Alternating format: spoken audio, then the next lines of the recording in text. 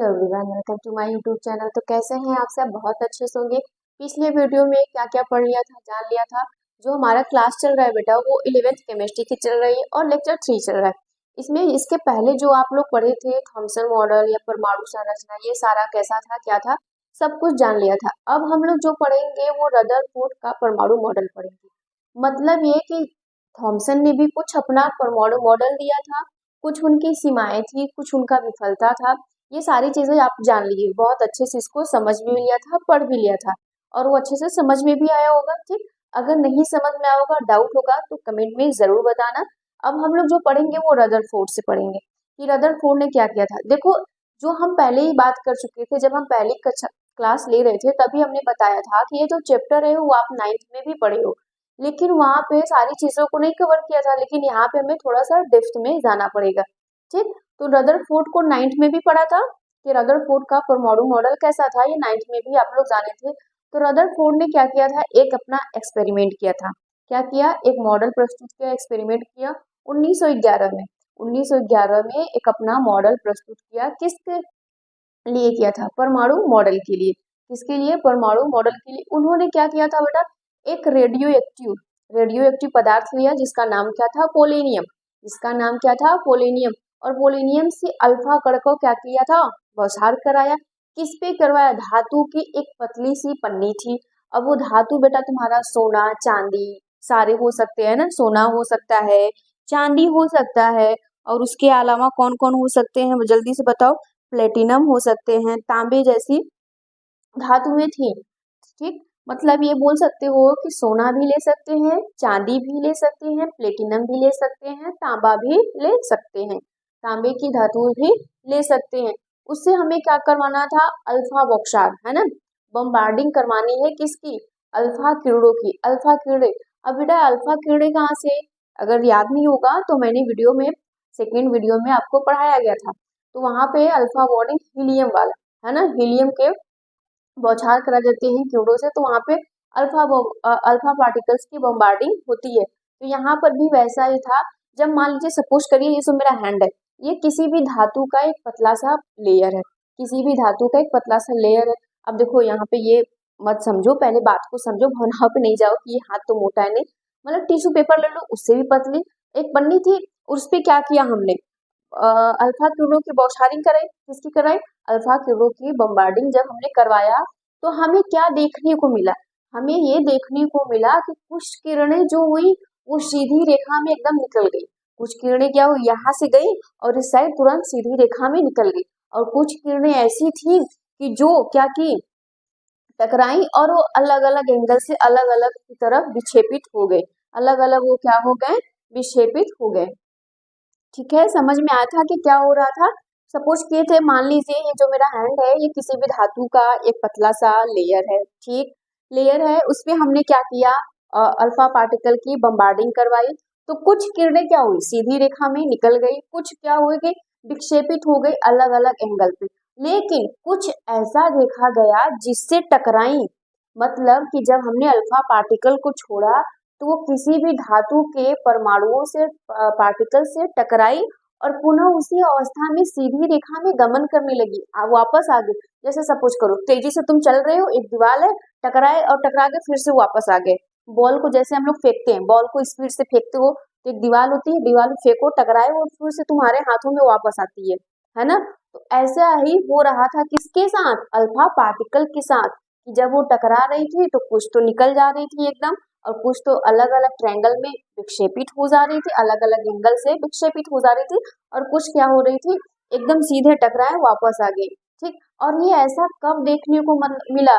जब आप क्या किए, 20,000 अल्फा कणों को जब फेंका, जब बौछार कराया तो उसमें से एक ही वापस आया। एक ही वापस आया। और इसी प्रक्रिया से को हमने क्या कहा था? परमाणुओं का, रदरफोर्ड ने परमाणु का मॉडल बताया। ठीक, रदरफोर्ड ने क्या कहा? परमाणु मॉडल बताया। इसके बारे में कुछ चीजें हम लोग लिख लेते हैं। इसकी सीमाएं क्या है, इसके अवलोकन क्या है, ये सारी चीजें हम लोग जानेंगे। तो कुछ चीजों को नोट करेंगे फिर समझेंगे। ठीक, देखिए ये रहा आपका डिफिनीशन, इसको सुनिए जरा। क्या था? रदरफोर्ड मॉडल किसके लिए मॉडल था?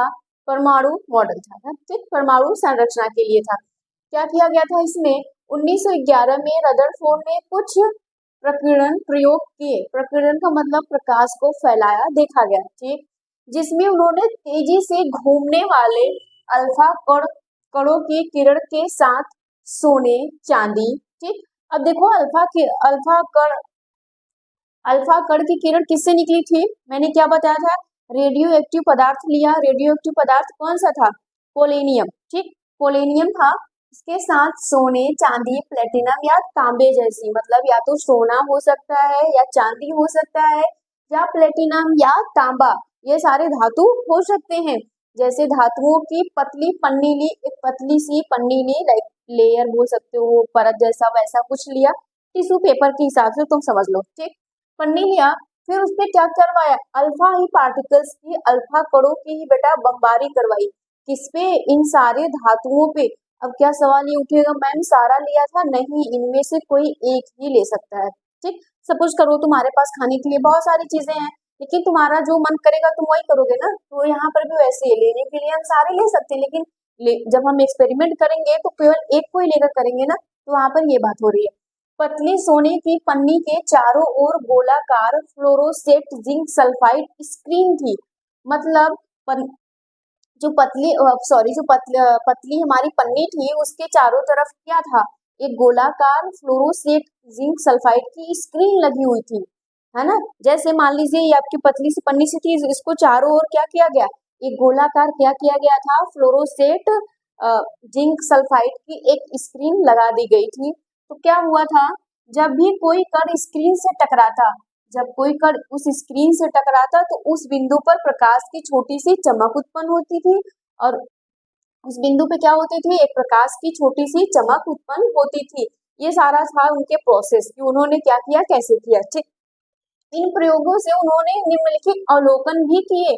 उन्होंने प्रयोग किया और देखा, अवलोकन किया मतलब उसके बारे में जाना, अवलोकित किया, क्या हुआ, कैसे हुआ, ठीक। तो उन्होंने देखा कि अधिकांश अल्फा कण बिना किसी विचलन के गुजर जाते। उन्होंने ये बताया कि जो मैक्सिमम कणें थे वो बिना किसी विचलन के गुजर जा रही थी, एकदम आसानी से निकल जा रही थी। मतलब उनमें विचलन का क्या मतलब होता है, भटका, बिना वो भटके इधर उधर घूमे, वो सीधे रेखा में निकल गई, विचलन कोई नहीं था। जैसे आप जिस समय पढ़ रहे हो, वीडियो देख रहे हो, एकदम कंसंट्रेट होके सुनोगे ना, आपकी कोई विचलन नहीं। लेकिन जो प्राणी विचलित होंगे, कभी उनका इधर मन करेगा, कभी सोचेंगे मोबाइल में कुछ और देख ले, कभी ये वो दुनिया भर की, तो ये सारी विचलन चीजें हैं। तो यहाँ पे उन्होंने देखा कि अधिकांश अल्फा कण बिना किसी विचलन के क्या हो गई, वो गुजर जाती है, निकल गई। फिर कुछ कण छोटे कोण से विचलित होते हैं, और देखा गया कि कुछ कण होंगे जो छोटे छोटे कण कोण से मतलब एंगल बना के निकले। लेकिन यहाँ पे बात की जा रही है इसकी, दुर्लभ कण अपना पथ पीछे ले जाते हैं, अपना पथ पीछे मतलब जहां से आए उसी की तरफ ले जा रहे हैं। और कौन सा एंगल पे, 90 डिग्री से अधिक विक्षेप दिखाते हैं, मतलब 90 डिग्री का कोण होगा उससे अधिक विक्षेपित दिखाते हैं। ये क्या था, रदरफोर्ड का मॉडल था, किसके लिए, परमाणु के लिए।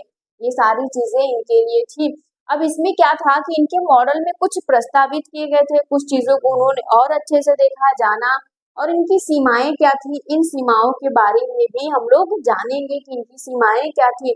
अच्छा, अगर आप लोग को याद होगा तो 9th में पढ़ा था बेटा कि ऐसे ही होते थे, हम लोग क्या करते थे, ऐसे ही मान लो, ठीक, ऐसे ही हमारा एक स्क्रीन होता था और एक यहाँ पे एक लेयर लगा देते थे, और यहीं से हम लोग क्या करवाते थे, अल्फा पार्टिकल की बम्बार्डिंग करवाते थे। या सियानो जल्दी बताओ, यही करवाते थे ना बेटा, ऐसे ही हम लोग क्या करवाते थे, अल्फा पार्टिकल की बम्बार्डिंग करवाते थे। तो कुछ एकदम सीधी रेखा में एकदम ऐसे ही निकल गई थी, और कुछ क्या हो रही थी, एंगल बना के ऐसे ऐसे विक्षेपित हो जा रही थी। ठीक, बात समझ में आ रही है। और कुछ क्या हो रही थी, जिस पथ पे जाती थी उसी पथ से वापस आ जा रही थी। ऐसा कब हुआ, जब ये क्या किए थे, 20,000, ठीक, ये है 20,000 में से एक कण, ठीक, मतलब कि 20,000 अल्फा कण को जब छोड़ा जाता था तो उसमें से कोई एक ही कण वापस आता था। ये किसने बताया था, रदरफोर्ड के परमाणु मॉडल से। तो यहाँ तक प्लीज इतना नोट कर लीजिए। अब देखिए कुछ इसके नए पॉइंट है। नए पॉइंट में क्या था इन अवलोकनों के आधार पे उन्होंने एक मॉडल प्रस्तुत किया। किन्होंने? रदरफोर्ड ने। अवलोकन क्या किए? परमाणु गोला आकार का होता है। परमाणु कैसा था? गोला आकार का होता है, जिसका आकार क्रमशः 10⁻⁻10 मीटर होता है। अब बेटा यहाँ पे 7 से 10 भी हो सकता है, आप 7 से 10 के बीच में भी लिख सकती हो, कोई डाउट नहीं। हाँ, लेकिन बुक के हिसाब से 10 लिखो, ठीक है, चलेगा। फिर उसके बाद क्या है? संपूर्ण द्रव्यमान केंद्र में ही केंद्रित होते हैं। मतलब संपूर्ण जो उसका द्रव्यमान है वो उसके केंद्र में ही रहेगा, उसके सेंटर में रहेगा, जिसे नाभिक कहा जाता है। जिसे क्या कहा जाता है? नाभिक। तो नाभिक शब्द कहाँ से आए थे? रदरफोर्ड के अनुसार आए। किसके अनुसार? रदरफोर्ड के अनुसार। तो ये सारी चीजें कुछ हमें नोट करने वाली चीजें हैं जो आगे पढ़ाई जाएंगी, काम देगा, ठीक। जिसे नाभिक कहा जाता है, जिसका आकार कितना था? 10⁻⁻15। अब बेटा ये 10⁻14 से 15 भी हो सकता है, लिख दें? चलो लिख ही देते हैं, ठीक। 14 से 15 मीटर होता है, ये समझ में आ रहा है। फिर इलेक्ट्रॉन नाभिक के चारों ओर वृत्ताकार पथ में घूमते हैं। That is important. ये इम्पोर्टेंट लाइन है, क्यों? क्योंकि इनके सीमाओं में जो पढ़ेंगे ना, हम उसी के बारे में जानेंगे। ठीक है, इन्होंने ये बात तो कह दी, लेकिन इसके आगे कुछ चीजें कहनी चाहिए थी जो उन्होंने अच्छे से नहीं बता पाए। तो उनकी वो सीमाएं थी, जो उनकी वो कमियां थी, तो इनकी सीमाएं लिखिएगा। सीमाएं सबकी याद रखो, है ना। सबकी अपनी अपनी सीमा होती है, समझ रहे हो कि नहीं? हाँ, नालायक वो वाली सीमा नहीं जिनकी हम बात कर रहे हैं। सीमाएं मतलब उनकी कमियां। ये कमियां भी तो सबकी अपनी अंदर अंदर होती है ना, ठीक। तो यहाँ पे इनके साथ भी वही हुआ है। तो इनकी क्या क्या कमियां थी, इसके बारे में हम जानेंगे। कमियां ये था कि यह मॉडल परमाणु की स्थिरता की व्याख्या नहीं कर सका। बेटा पहला कमियां ये थी कि यह मॉडल परमाणु की स्थिरता की व्याख्या कर ही नहीं पाया कि वो स्थिर होता है कि नहीं। ये जो पूरा सेटअप था वो सिस्टमैटिक थी, तो वो स्थिर है कि नहीं, ये चीजें उन्होंने व्याख्या की नहीं। इनको व्याख्या करने के लिए कौन आए? मैक्सवेल। मैक्सवेल एक साइंटिस्ट है, जिन्होंने इलेक्ट्रोडायनेमिक पे अपना रिसर्च किया, उस पे सारी चीजों को दिया। इसके बारे में भी हम लोग जानेंगे, परेशान नहीं रहिए। तो पहला लिखिएगा इनकी सीमाओं में, यह मॉडल, पहला, यह मॉडल किसके? परमाणु की। जल्दी बताओ। परमाणु की स्थिरता। यह मॉडल परमाणु की, सॉरी, यह मॉडल परमाणु की स्थिरता, स्थिरता की व्याख्या नहीं किया, ठीक। उसकी व्याख्या ही नहीं किया कि इसकी स्थिरता होती है क्या कि नहीं। ये इंपॉर्टेंट लाइन है बेटा। तो फिर दूसरी बात क्या आई? अब स्थिरता यहीं से शुरुआत हो गई। मैक्सवेल के अनुसार, मैक्सवेल ने भी अपना एक्सपेरिमेंट किया था इलेक्ट्रोडायनेमिक की। किसकी थी? इलेक्ट्रोडायनेमिक, विद्युत की स्थिरता वाला। ये वहां से रिसर्च में मतलब मैक्सवेल के अनुसार आया। तो मैक्सवेल ने ये बताया कि ठीक है, यहाँ पर आप बोले हैं कि इलेक्ट्रॉन जो है वो नाभिक के चारों ओर कक्षा में घूम रहे हैं। जैसे ये रहा है आपका, क्या हुआ? नाभिक है, ठीक। ये नाभिक हो गया, इसकी ओर चारों ओर कक्षा में इलेक्ट्रॉन घूम रहे हैं, घूम रहे हैं, घूम रहे हैं। तो जब इलेक्ट्रॉन घूमेंगे बेटा, घूमेंगे तो अपनी एनर्जी भी तो खत्म करेंगे, ऊर्जा भी उनका क्या होगा? खत्म होगा। ऊर्जा भी उनका खत्म होगा, नष्ट होगा। घूम रहे हैं, घूम रहे हैं, तो एक समय ऐसा आएगा, एक समय ऐसा आएगा कि वो इसमें गिर जाएंगे। क्या होंगे? वो इस नाभिक में वो गिर जाएंगे। तो यही बात क्या किए थे? रदरफोर्ड ने वो कंफर्म नहीं कर पाया, जो कि नहीं बता पाए। तो यहीं पर था कि यह मॉडल परमाणु की स्थिरता की व्याख्या ही नहीं की। इनके अनुसार तो घूम रहा है, ऊर्जा खत्म हो गई तो गिर गया, लेकिन ऐसा हुआ नहीं। ये कौन कंफर्म किया था? मैक्सवेल ने। ये कौन बातें बताई? मैक्सवेल में। अगर आप 9th के पढ़े हो अच्छे से तो वहां पे ये जानोगे कि मैक्सवेल ने क्या कहा था, क्या नहीं कहा था। तो ये क्या है कि रदरफोर्ड ने परमाणु की स्थिरता की व्याख्या नहीं की पाई थी। ये इनकी बहुत बड़ी कमियां थी। ये क्या थी? इनकी बहुत बड़ी कमियां थी। तो मैक्सवेल के क्लासिक सिद्धांत के अनुसार हम लोग ये सारी चीजें लिख सकते हैं। तो इनकी कुछ सीमाएं भी थी, वो लिखिएगा। अब देखिए वहां पे लिखा है कि मैक्सवेल ने क्या कैसे बताया था। मैक्सवेल के क्लासिक सिद्धांत के अनुसार एक त्वरित आवेशित कण, त्वरित आवेशित कण किसकी बात हो रही है? इलेक्ट्रॉन की। किसकी बात हो रही है? यहाँ पर इलेक्ट्रॉन की बात की जा रही है बेटा। तो क्या बोला जा रहा है, ऊर्जा मुक्त करता है, ऊर्जा वो मुक्त करता है जब वो क्या कर रहा है, घूम रहा है, चक्कर लगा रहा है। प्रक्रमण के दौरान इसे ऊर्जा विकीर्ण करनी चाहिए, प्रक्रमण के दौरान इसकी ऊर्जा खत्म होनी चाहिए, मतलब फिर और सर्पिल पथ पर चलते हुए उसे नाभिक पर आना चाहिए, नाभिक पर उसको आ जाना चाहिए, बट ऐसा नहीं हो रहा था। तो लेकिन इन्होंने क्या किया कि परमाणु की स्थिरता की व्याख्या ही नहीं की, बताया ही नहीं, जबकि हम लोग जानते हैं कि इलेक्ट्रॉन हमेशा क्या करता है, चक्कर लगाता रहता है, किसकी, नाभिक की। तो ये था आपका रदरफोर्ड मॉडल। रदरफोर्ड मॉडल बहुत इजी है, इसको बड़े आसानी से कर सकते हो, समझ सकते हो। कोई भी डाउट होगा तो बताना। अब अगला जो हमारा टॉपिक होगा वो होगा परमाणु संख्या, द्रव्यमान संख्या। तो परमाणु संख्या कहाँ से आया था, रदरफोर्ड के अनुसार, यहाँ से नाभिक की जो बात हो रही थी वहीं से आया, परमाणु संख्या की बात हो रही है, द्रव्यमान संख्या की जो बात हो रही है, ये सारी चीजें कहाँ से उठकर आई थी, रदरफोर्ड मॉडल से ही आई थी। तो इसके बारे में भी हम लोग पढ़ेंगे। अभी फिलहाल के लिए इतना क्या करिए, नोट करिए जल्दी से। अब ध्यान दीजिए क्या है परमाणु संख्या, परमाणु संख्या ये बचपन से जानते आ रहे हो, क्लास 9 से ही आपको पढ़ाया गया होगा कि परमाणु संख्या क्या है, एटॉमिक नंबर। ठीक, एटॉमिक नंबर क्या होता था, अगर आपको ध्यान होगा तो वहां पे क्या बताया गया होगा, आपको बताया गया होगा कि यह परमाणु के नाभिक में मौजूद, ये बोला जा रहा है कि यह परमाणु के कौन, परमाणु संख्या को बोला जा रहा है, यह एक परमाणु के नाभिक में मौजूद प्रोटॉनों के संख्या के बराबर होता है। कौन बराबर होता है, परमाणु संख्या। अब बहुत इजी भाषा में आप कह सकते हो कि मैम जितना हमारे परमाणु में नंबर ऑफ प्रोटॉन होते हैं उतने ही नंबर ऑफ इलेक्ट्रॉन होते हैं, उतने ही नंबर ऑफ इलेक्ट्रॉन होते हैं। क्लियर हो पा रहा है कि नहीं, यस या नो जल्दी बताओ। तो यहाँ तक शायद आपको समझ में आ रहा होगा और अच्छे से ही समझ में आ रहा होगा। तो आप क्या लिखोगे, यह एक परमाणु के नाभिक में मौजूद, लिखिएगा यह एक परमाणु के नाभिक में मौजूद प्रोटॉनों की संख्या के बराबर होता है। कौन होता है, एटॉमिक नंबर। ठीक है, परमाणु क्रमांक को जेड से प्रदर्शित करते हैं। बेटा ये समझ में आ रहा है ना, परमाणु क्रमांक को लिखिएगा, परमाणु क्रमांक मतलब संख्या, परमाणु क्रमांक को जेड से या जेड अक्षर से दर्शाया जाता है। ये सब तो बच्चों वाली चीजें हैं, ये आपको आती ही होंगी, लेकिन अब सिलेबस में है तो पढ़ाना तो पड़ेगा।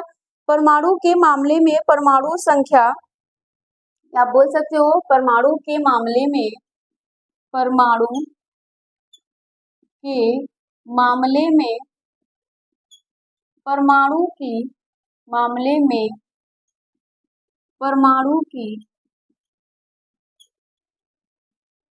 संख्या प्रोटॉनों के बराबर होता है। ठीक बात, यहाँ तक समझ में आया, कोई डाउट नहीं है, संख्या के बराबर होता है और परमाणु में इलेक्ट्रॉनों के संख्या के बराबर होता है, प्रोटॉनों के बराबर और इलेक्ट्रॉनों के बराबर। यहाँ पे भी लिख सकते हो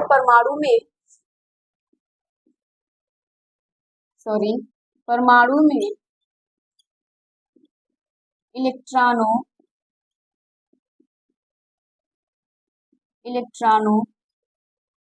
के संख्या के बराबर होता है। ठीक, यही तो आप पढ़ते थे कि ये क्या रहा आपका, ये रहा आपका कोई नाभिक है, इधर देखिएगा। ठीक, ये आपके क्या है, नाभिक है, समझ रहे हो ना, ये कौन है, नाभिक।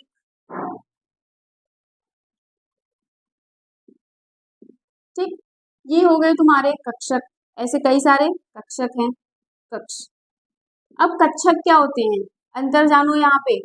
नाभिक और कक्षक और कक्ष क्या होते हैं। कक्ष में जो होते हैं बेटा इलेक्ट्रॉन चक्कर लगाते हैं, कक्ष में जो होते हैं इलेक्ट्रॉन चक्कर लगाते हैं, और कक्षक में जो होते हैं इलेक्ट्रॉन यहाँ पर रहते हैं, इलेक्ट्रॉन यहाँ पे रहते हैं। नाभिक तो तुम जान रहे हो सेंटर वाला, तो नाभिक जो होता है बेटा उसमें नाभिक में कौन कौन उपस्थित होते हैं, नाभिक में आपके प्रोटॉन उपस्थित होंगे और न्यूट्रॉन उपस्थित होंगे। ये हमेशा ध्यान रखिएगा, हमने यहाँ न्यूट्रॉन की बात नहीं की है, हम ये बता रहे हैं कि नाभिक में कौन कौन उपस्थित रहेगा। तो कौन कौन उपस्थित रहेगा, प्रोटॉन और न्यूट्रॉन। इलेक्ट्रॉन तो बेटा बाहर घूम रहा है एकदम मस्त आप लोगों की तरह, इलेक्ट्रॉन कहाँ घूमेगा, बाहर घूमेगा। तो आप यहाँ पे देख के पता कर सकते हो ना कि यह एक परमाणु के नाभिक में मौजूद प्रोटॉनों की संख्या के बराबर होता है, जिसे हम Z से प्रदर्शित करते हैं। ठीक है, Z से क्रमांक को प्रदर्शित करते हैं। और परमाणु के मामले में परमाणु के मामले में परमाणु की संख्या प्रोटॉन्स की संख्या के बराबर होता है, या फिर आप बोल सकते हो परमाणु में इलेक्ट्रॉनों की संख्या के बराबर होता है। मतलब कि यहाँ पे जितने इलेक्ट्रॉन होंगे उतने ही आपके प्रोटॉन होंगे। किसी भी तत्व को ले लो, जैसे हम सोडियम को ले लें, ठीक, ये रहा आपका सोडियम, ये रहा सोडियम। तो आपसे पूछा जाएगा कितने इलेक्ट्रॉन, तो आप जानते हो कि जितना उसका क्रमांक होगा उतना इलेक्ट्रॉन होगा। मतलब कि यहाँ पर इलेक्ट्रॉन 11 है, यहाँ पर इलेक्ट्रॉन 11 है, तो प्रोटॉन कितने होंगे, प्रोटॉन भी 11 ही होंगे, प्रोटॉन भी क्या होंगे, 11 भी होंगे। न्यूट्रॉन कैसे आएगा ये आप जानते हो, तो उसके मास में से क्या कर दो, इलेक्ट्रॉन को या प्रोटॉन को घटा दो, यही होगा उसका क्या, यही उसका क्या होगा, मास आएगा, सॉरी न्यूट्रॉन आएगा। यहाँ पे क्या आएगा, न्यूट्रॉन। अब और भी भाषा में अच्छे से समझो, तुम्हारे घर में भैया होंगे, ठीक, भैया की शादी हो कोई, अगर एक भैया है तो एक भाभी, ठीक, दो भैया है तो दो भाभी। तो यहाँ पर भी वही चीज बोली जा रही है कि जितना प्लस उतना माइनस, मतलब जितना निगेटिव उतना पॉजिटिव, न्यूट्रल करने के लिए, बैलेंस बनाने के लिए। अब कुछ खतरनाक प्राणी है मैम, एक्सेप्शन तो होता है, कभी कभी भैया के दो भी हो जाते हैं, वो हो जाता होगा, लेकिन अब नहीं है ना। तो अब यहाँ पे समझ रहे हो कि अब क्या हो रहा है, तो ये हमें समझ में आया कि परमाणु संख्या क्या हो रहा है, परमाणु संख्या क्या हो रहा है। अब आते हैं द्रव्यमान संख्या, ठीक बात। अब हम लोग जानेंगे कि द्रव्यमान संख्या क्या होती है। यहाँ तक तो कोई डाउट नहीं होगा, डाउट होगा तो जरूर बताना। तो हेडिंग बनाओ द्रव्यमान, द्रव्यमान संख्या, द्रव्यमान संख्या क्या होती है, ठीक। द्रव्यमान संख्या आपको बोला जा रहा है यह धनावेशित प्रोटॉन और विद्युत रूप से तटस्थ न्यूट्रॉन के योग के बराबर होता है ना। ये बोला जा रहा है कि उसमें प्रोटॉन के और क्या किसके बोला जा रहा है, न्यूट्रॉन के, सभी को क्या होंगे, जल्दी बताओ, कि उनके बराबर ही होंगे। तो आप इसको भी लिख सकते हो। तो इसको लिखने के लिए जानो समझो कि कैसे होता है ये।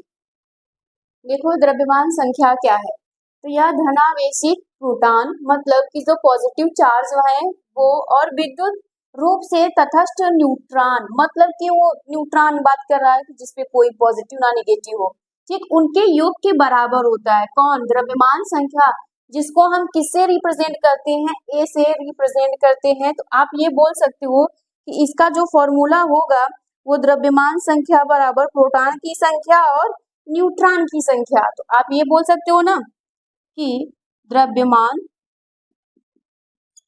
द्रव्यमान संख्या बराबर क्या हो सकता है, प्रोटॉन, ठीक, प्रोटॉन की संख्या, किसकी संख्या होगी, प्रोटॉन प्लस न्यूट्रॉन की संख्या, न्यूट्रॉन की संख्या। अब अगर आपको और अच्छे से ध्यान होगा तो जो हमारा प्रोटॉन है उसी को तो हम Z से प्रेजेंट कर रहे थे अभी, यहाँ पर उसी को तो हम लोग किससे प्रेजेंट कर रहे हैं, Z से।